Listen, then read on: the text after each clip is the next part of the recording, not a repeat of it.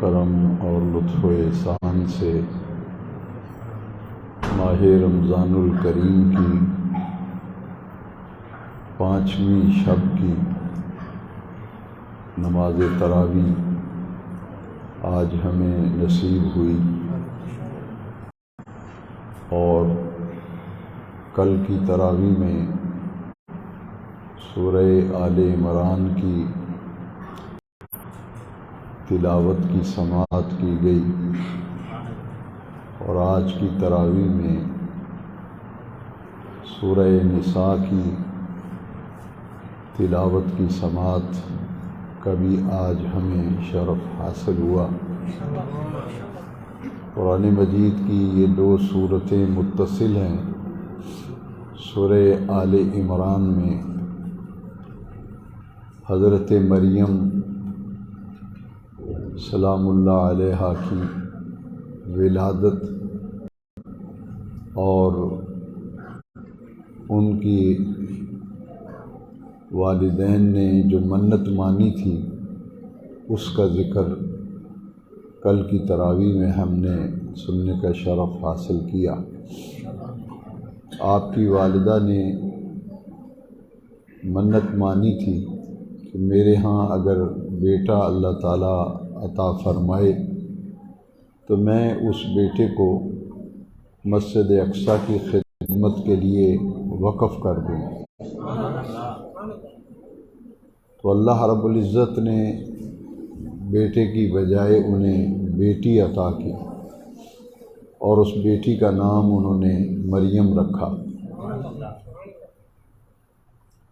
تو انہوں نے اپنے رب کی بارگاہ میں عرض کی کہ میں نے تو منت مانی تھی اپنے رب کی بارگاہ میں، انی نظرت لکا، یا اللہ میں نے تو منت مانی تھی کہ اللہ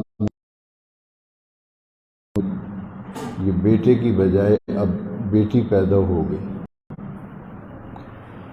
اللہ تبارک و تعالی نے ارشاد فرمایا کہ اگر تمہارے ہاں بیٹا ہوتا تو جو عزت، جو مقام اور جو مرتبہ اس بیٹی کو دیا گیا ہے، اگر بیٹا ہو جاتا تو وہ کبھی بھی اس کی عزت عظمت کا مقابلہ نہ کر سکتا۔ ان کو اللہ رب العزت نے چنا ہے اور منتخب کیا ہے، ایسا منتخب کیا ہے ان اللہ اصطفاک علی نساء العالمین، اپنے دور کے تمام جہان کی عورتوں میں سے اللہ تعالیٰ نے حضرت مریم کو چن کر ان سب سے افضل بنایا، کیونکہ ان کے ہاں حضرت عیسیٰ علیہ السلام کی ولادت ہونی تھی، اور بغیر باپ کے حضرت عیسیٰ علیہ السلام کی پیدائش ہونی تھی۔ تو اس عظمت کے لیے اللہ کریم نے انہیں منتخب کیا تھا، لہذا اگر بیٹا ہو جاتا تو جو ان کا مقام ہے وہ بیٹا تو کبھی بھی وہ حاصل نہ کر سکتا۔ یہاں ایک بات اور کل کی منزل میں ہمیں معلوم ہوئی کہ ہم دعائیں مانگتے ہیں کہ اللہ تعالی ہمیں بیٹا دے، اور بیٹی جب ملتی ہے تو لوگ منہ بنا لیتے ہیں، اور بعض اوقات تو افسوس کا اظہار بھی کرتے ہیں، حالانکہ اس سے یہ معلوم ہوا کہ وہ قادر مطلق ہے، وہ بہتر جانتا ہے کہ کس کو بیٹا دینا ہے کس کو بیٹی دینی ہے، لہٰذا اللہ کی تقسیم پر راضی رہنا چاہیے، اللہ کی تقسیم پر راضی رہنا چاہیے، اس کی عطا ہے، کیونکہ بیٹی کو جو مقام ملا بیٹے کو وہ مقام نہیں ملنا تھا۔ دوسری بات یہ معلوم ہوئی کہ حضور نبی کریم علیہ السلام نے بیٹیوں کے بارے میں فرمایا، بیٹے کے بارے میں کوئی حدیث نہیں، لیکن بیٹیوں کے بارے میں ہے کہ جس کو اللہ تعالیٰ 1 بیٹی دے، 2 بیٹیاں دے، 3 بیٹیاں دے، جتنی بھی اس کی عطا ہو، بیٹیاں اللہ کی نعمتیں عطا ہیں، تو جو بیٹیوں کی اچھی تعلیم، اچھی تربیت، اچھی پرورش کرے، اور پھر بالغ ہونے پر نیک صالح اچھا رشتہ تلاش کر کے اس بیٹی کی شادی کر دے، تو حضور نبی کریم علیہ السلام نے ان دونوں انگلیوں کو یوں کرا، یہ دو انگلیاں آپس میں ملی ہیں،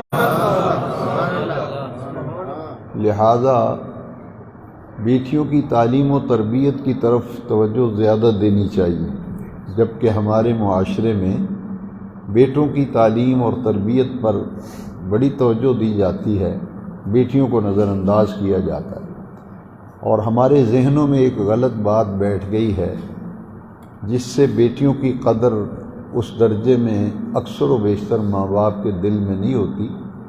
خال خال والدین ہیں جو بیٹی کی قدر کرتے ہیں، ورنہ اکثر لوگ یہ کہتے ہیں یہ پرایا مال ہے، یہ لفظ ہی بڑا غلط استعمال کرتے ہیں، یہ جو پرایا مال ہے یہ انہوں نے اپنے گھر چلے جانا ہے۔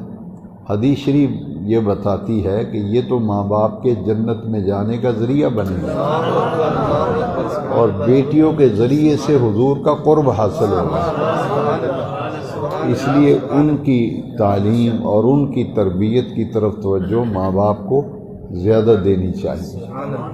حضور نبی کریم صلی اللہ علیہ وسلم کا اسوہ حسنہ ہمارے سامنے ہے۔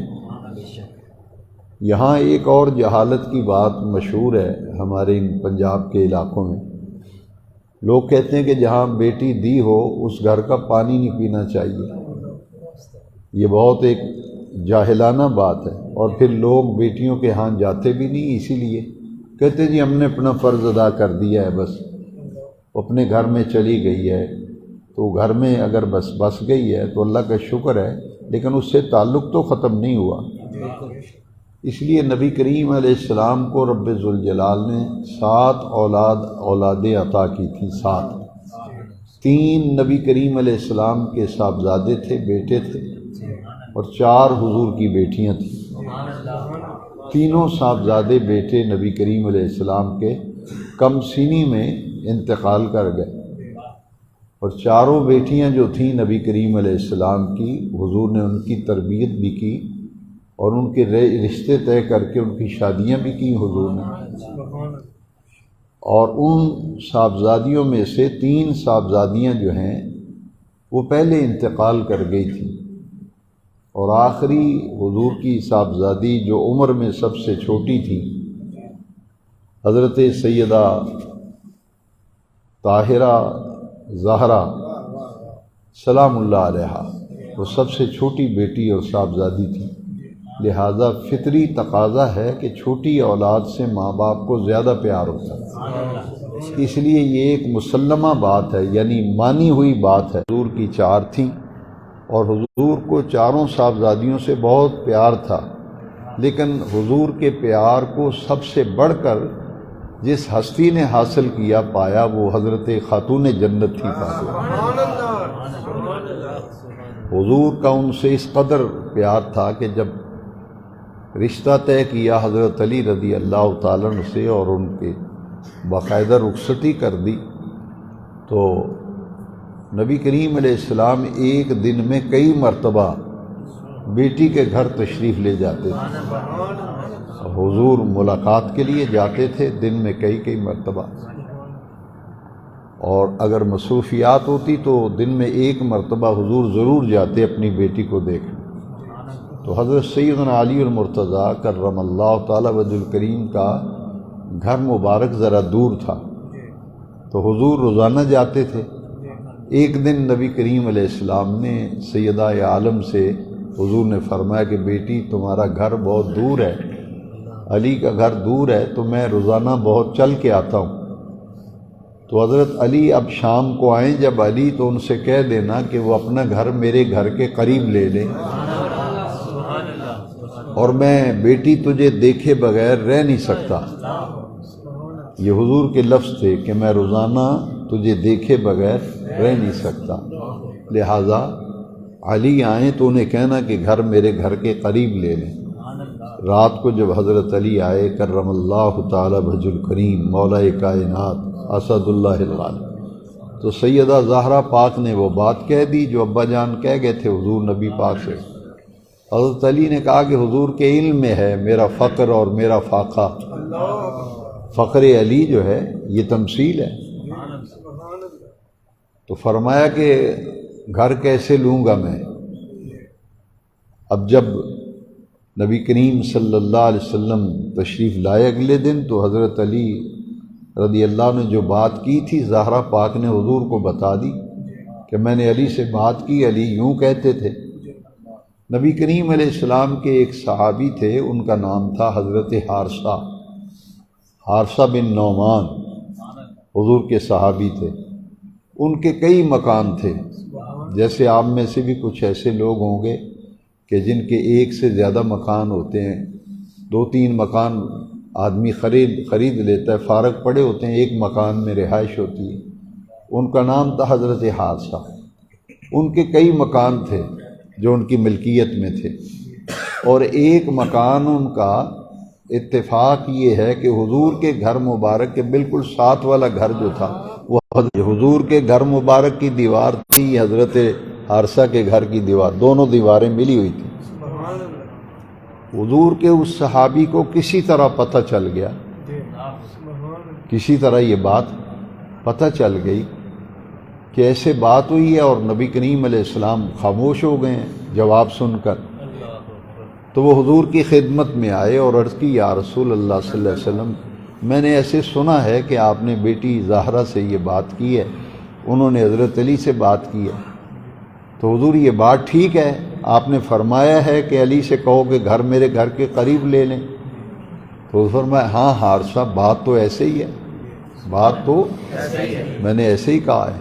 تو حضرت حارثہ نے عرض کی، یا رسول اللہ صلی اللہ علیہ وسلم، چابیاں جیب سے نکالی اور کہا، حضور یہ جو ساتھ والا برابر والا مکان ہے، میں آپ کی بیٹی زہرا کی خدمت میں نذرانہ پیش کرتا ہوں۔ اب وہ گھر جو ہے، حضور کے صحابی حضرت حارثہ نے زہرا پاک کو نذرانہ اور ہدیہ پیش کیا۔ نتیجہ کیا ہوا کہ حضرت مولا علی اور زہرا پاک اس گھر میں منتقل ہو گئے، چونکہ دیوار ملی ہوئی تھی نا۔ تو نبی کریم علیہ السلام نے باقاعدہ، آپ کا جو گھر ہے تصور کریں نا، ساتھ والا جو گھر ہے اگر آپ کو مل جائے یا خرید لیں تو کیا ایک دروازے سے نکلیں گے تو اندر چلے جائیں گے، لیکن اس کے باوجود بیٹیوں سے کتنا پیار ہونا چاہیے، بیٹیوں پہ کتنی شفقت ہونی چاہیے، ان کا کیا حق ہے۔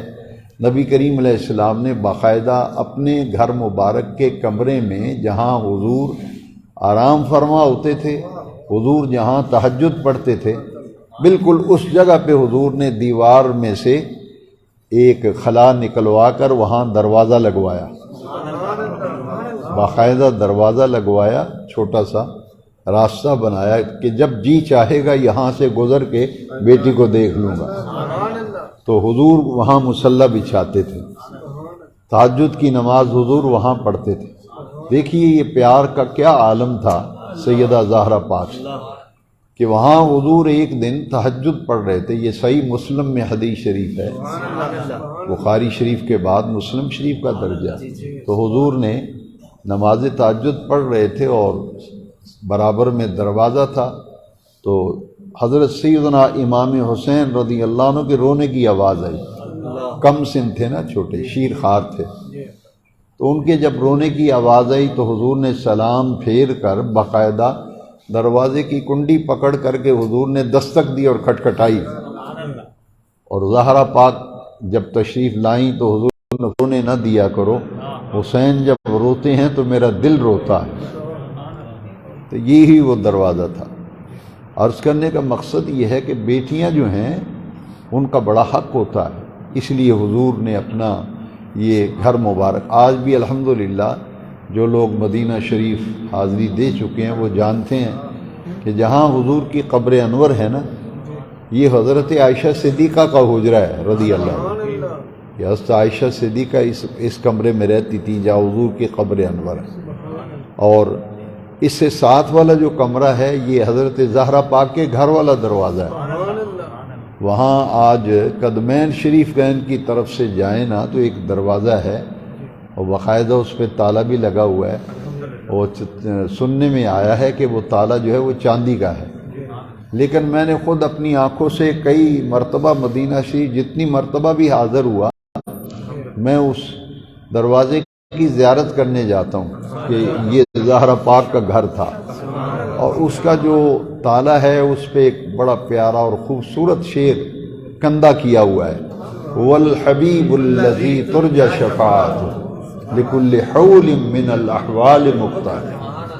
یہ حضرت زہرا پاک کا گھر ہے۔ بات دور چلی گئی، کہنا یہ چاہتا تھا کہ کل کی منزل میں حضرت مریم کی ولادت، ان کی پیدائش، ان کے والدین نے جو منت مانی تھی اس کا ذکر آیا۔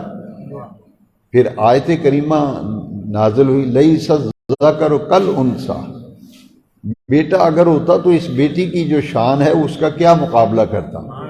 ان کو تو اللہ نے اپنے زمانے کی تمام عورتوں کا سردار بنایا ہے، کس کو؟ حضرت مریم کو، اور انہیں چن لیا ہے۔ ان اللہ اصطفاک، اے مریم اللہ کا انتخاب ہے، رب نے تجھے چنا ہے اس مقصد کے لیے۔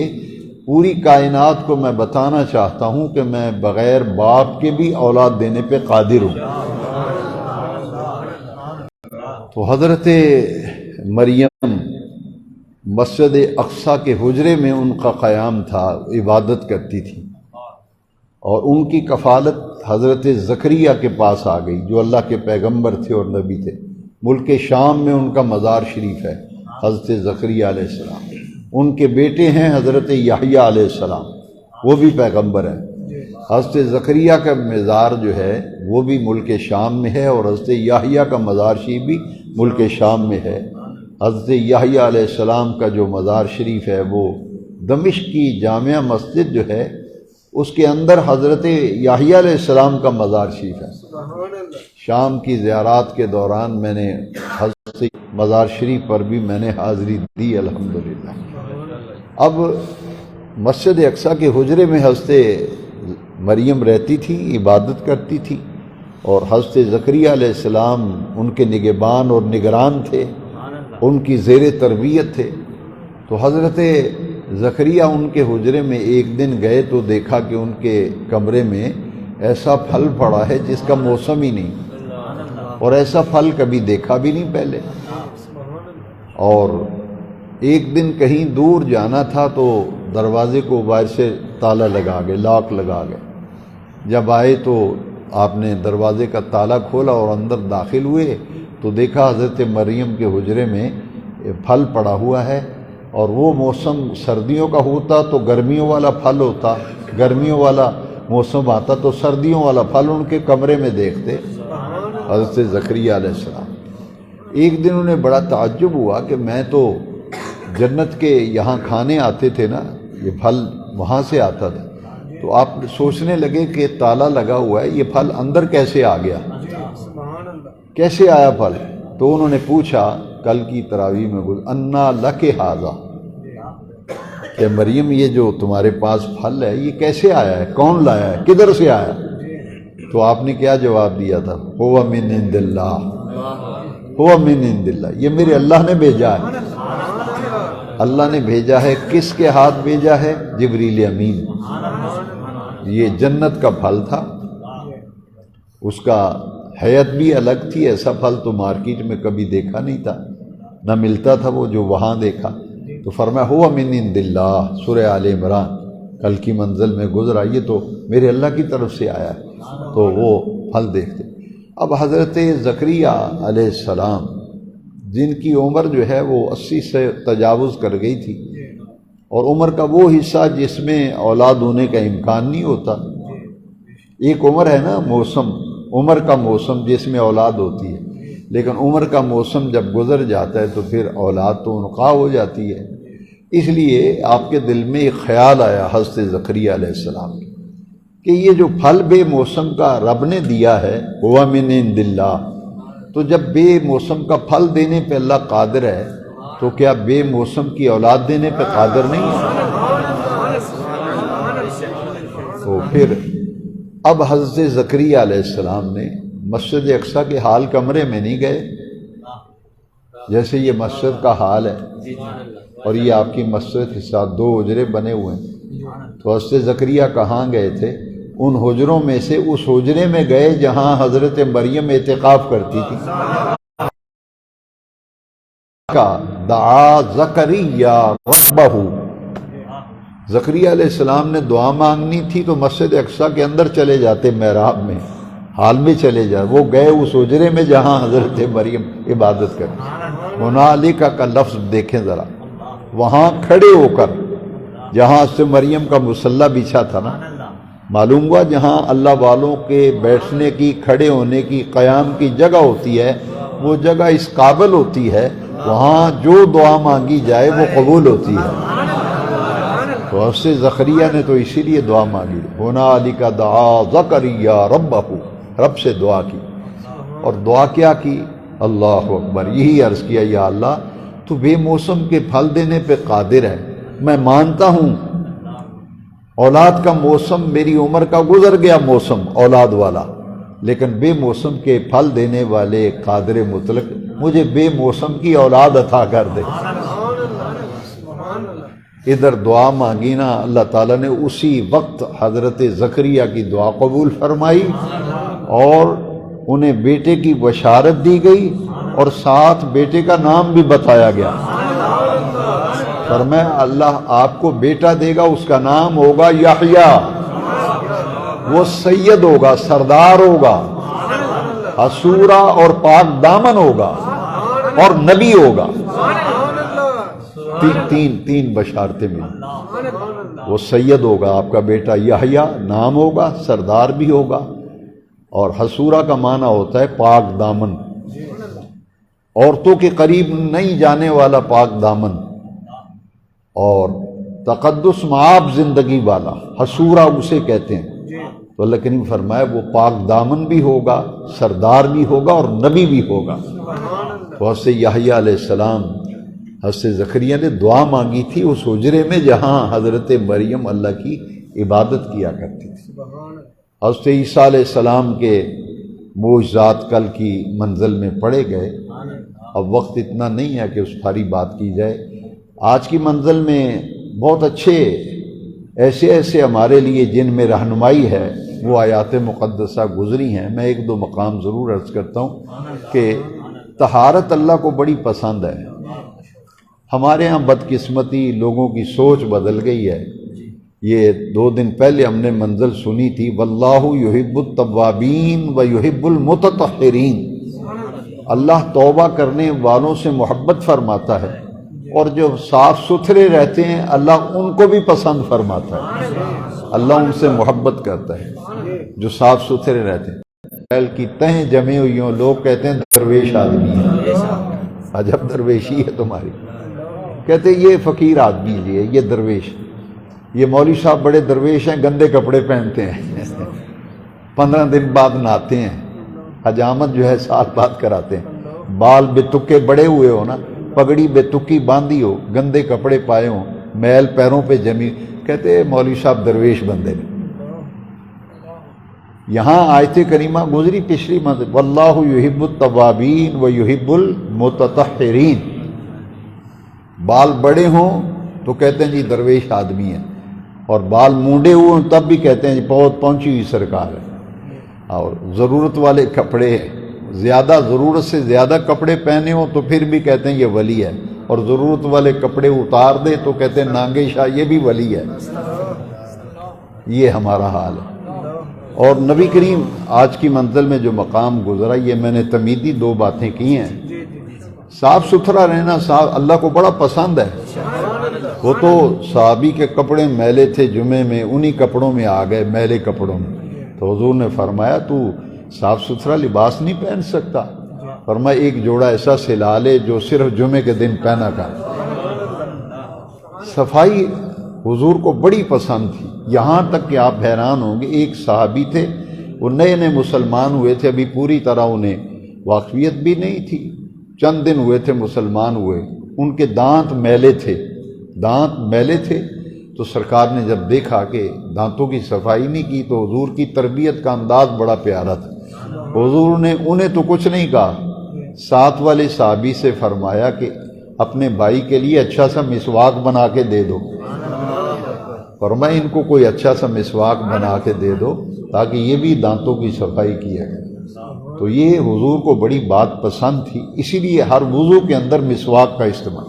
دانت صاف ستھرے ہوں حضور پسند فرماتے تھے، اس لیے فرمایا کہ اگر میری امت پر گرانا گزرنا ہوتا تو میں اپنی امت پہ لازم کر دیتا کہ ہر وضو کے اندر مسواک کا استعمال کیا کرو، یہ فرض قرار دے دیتا، لیکن چونکہ مشکل کام ہے اس لیے اس میں رعایت رکھی گئی، مستحب کے درجے میں رکھا گیا کہ پسندیدہ ضرور ہے، اگر فرض کر دیا جائے تو نہ کرے بندہ تو گناہ گار ہوتا ہے، اس لیے آسانی کی گئی۔ تو حضور پیر سیال کا واقعہ میں نے کئی دفعہ آپ کو سنایا، آج پھر سناتا ہوں، کئی لوگ نئے ہوتے ہیں جنہوں نے نہیں سنا ہوتا۔ آپ کا جب وصال کا وقت قریب آیا تو آپ نے وصیت فرمائی تھی کہ جب میں قبر میں مجھے دفن کرو تو میرا مسواک بھی قبر میں ساتھ رکھنا ہے۔ وہ خادموں کو بڑھا تو کبھی کسی نے دفن نہیں کیا، تو آپ فرماتے ہیں میرا مسواک بھی ساتھ رکھنا ہے۔ کہ فرمانے لگے اس لیے کہ جب سرکار قبر میں آئیں گے نا تو فرشتے مجھ سے پوچھیں گے ما کنت تقول فی حق ھذا الرجل، تو میں حضور سے عرض کروں گا یا رسول اللہ میں آپ کا وہ غلام ہوں کہ وضو میں مسواک کرنا سنت ہے نا، میں مسواک پکڑ کے کہوں گا میں نے اس سنت کو بھی کبھی نہیں چھوڑا، ہے مستحب، میں نے اس کو بھی کبھی نہیں چھوڑا۔ اور اپنی مسواک جو ہے وہ جیب میں یہاں چھپا کے رکھنی چاہیے، دکھانی نہیں چاہیے، چھپا کے۔ تو وہ مسواک جو تھی ہر جیب میں رکھتے تھے، اور وضو میں سفر میں بھی مسواک استعمال۔ تو دانتوں کی صفائی حضور کو بڑی پسند، اور جو لوگ کئی حجامت نہیں بنواتے تو یہ بڑا ناپسندیدہ عمل تھا نا، حضور پسند نہیں فرماتے تھے۔ صاف ستھرا ہر جمعے کے دن حجامت بنوانا سنت ہے، جمعے کے دن غسل کرنا جمعے کے دن سنت ہے، مسواک لگانا جمعے کے دن سنت ہے، خوشبو لگانا سنت ہے، ناخن تراشنا سنت ہے جمعرات کو یا جمعے کو۔ تو ہر 7ویں 10ویں دن حضور کا معمول شریف تھا، 7 دن بعد 10 دن بعد تو حضور حجامت کرواتے تھے، ناخن تراشتے تھے۔ اور یہ زیر بغل بال اور زیر ناف بال جو ہیں ان کی اتنی احتیاط تھی کہ 40 دن سے اگر اوپر ہو جائیں تو اس پر وعید ہے، اس پر وعید ہے۔ یعنی اسلام یہ چاہتا ہے کہ جو مسلمان ہے صاف ستھرا ہو، پاکیزہ ہو، اسی لیے حضور نے مسواک اور عطر 2 چیزوں کے بارے میں فرمایا کہ مسواک بھی انبیاء کی سنت ہے اور عطر لگانا بھی انبیاء کی سنت ہے۔ التعطر والسواک من سنن الانبیاء، یہ 1.25 لاکھ نبیوں کی سنت ہے مسواک کرنا۔ تو طہارت کے لیے آج کی منزل میں گزرا کہ آدمی رفع حاجت کرے، واش روم سے جب آتا ہے تو پھر اس کے لیے ضروری ہے کہ وہ پاک صاف ہو، صاف ستھرا ہو، اس کے لیے وضو کا عمل رکھا گیا، حدث اصغر کے لیے وضو کا عمل ہے۔ اسی لیے صوفیاء اہل اللہ جو ہیں ان کی کوشش ہوتی تھی کہ ہر وقت باوضو رہیں، اور اگر ہر وقت نہیں تو اکثر اوقات باوضو رہتے تھے۔ سونے سے پہلے بھی اولیاء اللہ جو ہیں سونے سے پہلے وضو کر کے سوتے تھے تاکہ طہارت حاصل ہو۔ اور وضو پاک صاف ہونے کے لیے 4 فرض رکھے گئے وضو کے: چہرہ دھونا، دونوں ہاتھ کونیوں سمیت دھونا، اور سر کا مسح کرنا، اور دونوں پاؤں ٹخنوں سمیت دھونا۔ یہ تو وضو کے 4 فرض رکھے گئے، اور 3 فرض جو ہیں وہ غسل کے رکھے گئے کہ آدمی کا جسم اگر ناپاک ہو جائے، آج کی منزل میں گزرا کہ اگر اپنی منکوحہ عورتوں کے پاس جاؤ تو غسل واجب ہے، یہ ایسا ہے تو اس کے پاک ہونے کے لیے 3 فرض رکھے گئے ہیں۔ بس کچھ پڑھنا بڑھنا اس میں نہیں ہوتا، صرف 3 فرض ہیں جو پورے کر لیتا اس کا جسم پاک ہو جاتا ہے۔ ایک کلی کرنا، اور دوسرا ناک میں پانی ڈال کے صاف کرنا۔ کلی اس انداز سے کی جائے کہ حلق کو اور گلے کو بھی صاف کیا جائے۔ ناک کے لیے یہ طریقہ ہے کہ بائیں ہاتھ کی یہ چھوٹی چھنگلیاں اسے کہتے ہیں، یہ انگلی چھوٹی، یہ ہمارے دین میں بتایا گیا کہ ناک کی صفائی کے لیے اس سے اپنی ناک کو صاف کیا جائے۔ بائیں ہاتھ سے استنجا کیے، استنجا کا معنی نجاست کو دور کرنا، جہاں بھی ناپاکی لگی ہو اسے صاف کرنا اور دور کرنا۔ تو غسل کے لیے 3 فرض رکھے گئے: کلی کرنا، ناک میں پانی ڈالنا، یہ ناک کا جو نرم حصہ ہے نا یہاں تک پانی چڑھانا، اور اگر پانی نہیں چڑھا سکے تو چھوٹی چنگلیاں سے دونوں ناک کے نتنوں کی صفائی کی جائے، حلق کی صفائی کی جائے۔ یہ 2 فرض ہیں۔ تیسرا فرض ہے غسل کا، سر کے بالوں سے لے کے پاؤں کے ناخنوں تک 3 مرتبہ پانی بہا کر اچھی طرح سے پورے جسم پر پانی اچھی طرح سے بہہ جائے، اور اس میں خاص احتیاط ہے کہ دونوں کانوں کے اندر انگلیاں پھیرنا۔ بعض اوقات نہا کے نکلتا نا چھوٹے بچے، آپ نے دیکھا ہوگا ان کے کان کے اندر صابن نظر آتا ہے، اس کا یہ مطلب ہوتا ہے کہ پانی اندر نہیں گیا نا۔ اس لیے پانی کا طریقہ یہ ہے کہ چلو میں پانی لے کے کانوں میں ڈال کر پھر دونوں انگلیوں سے اچھی طرح کانوں کی بھی صفائی کی جائے۔ اور ناف، کئی لوگوں کی ناف ذرا گہری ہوتی ہے، تو عام طور پہ پیر جماعت علی شاہ صاحب کی بات میں نے ایک دفعہ آپ کو بتائی تھی کہ یہ اگر ناف اندر سے خشک رہ جائے تو جسم ناپاک کا ناپاک رہتا ہے۔ اس لیے جن لوگوں کی ناف گہری ہے وہ ذرا پانی ڈال کے اچھی طرح سے اندر بھی پانی بہہ جائے تمام جسم۔ یہ غسل کے 3 فرض ہیں۔ آج کی منزل میں تیمم کا مسئلہ بھی پڑا گیا، پانی میسر نہیں ہے، ایک آدمی بیمار ہے، پانی سے اس کو تکلیف ہوگی یا بیماری بڑھے گی، تو اس کے لیے سردی بہت زیادہ ہے اور بوڑھا آدمی ہے، بیمار ہے، پانی سے تکلیف ہوگی، اس کے لیے تیمم کا طریقہ ہے، مٹی یا مٹی کی جنس سے کوئی چیز ہو اس پہ 3 مرتبہ ہاتھ ایسے ماریں، 3 مرتبہ ہاتھ مار کے دونوں چہروں کے اوپر ہاتھ پھیر لیں، پھر کونی سے لے کے یہاں تک۔